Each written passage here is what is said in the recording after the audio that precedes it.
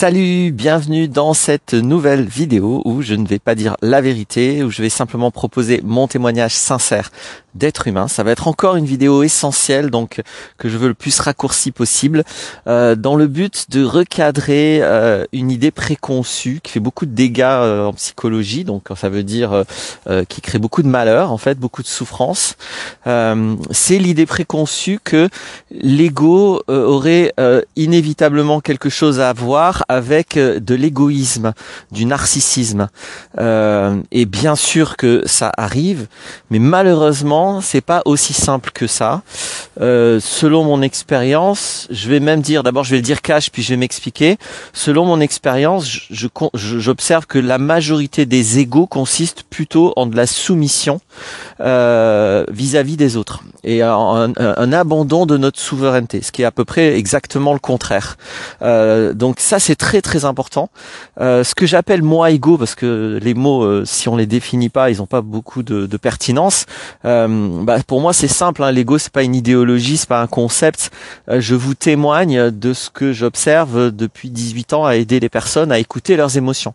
Donc quand on fait une échelle émotionnelle, on arrive à une identité virtuelle.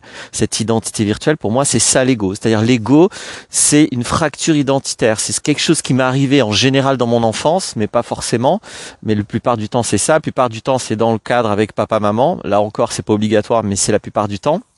Et cette chose et me dépasse en tant qu'enfant, et au lieu de simplement continuer à exister, à être dans l'être, à m'amuser, entouré d'amour et de respect, je vais cristalliser mon identité, mon existence à un problème. Et ça, c'est l'ego. C'est-à-dire que d'un coup, je dérive qui je suis à une cristallisation sur quelque chose qui devient une fausse identité. Et cette cristallisation, la plupart du temps, elle consiste en un abandon de notre souveraineté. C'est-à-dire que, en gros, elle va consister à se soumettre aux autres pour être aimé, pour ne pas être rejeté, pour ne pas manquer de considération, pour être vu tel que je voudrais être vu, etc.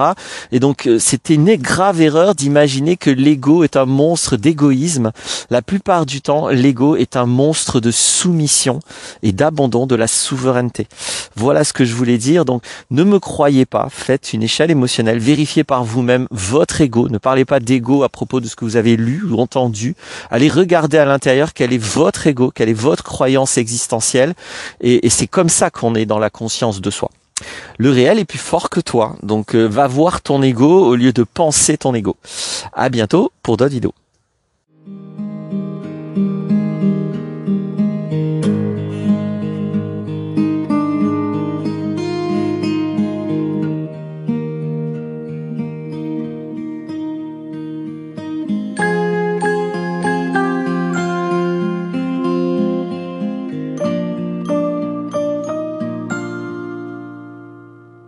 Lean back and swallow the key to your heart.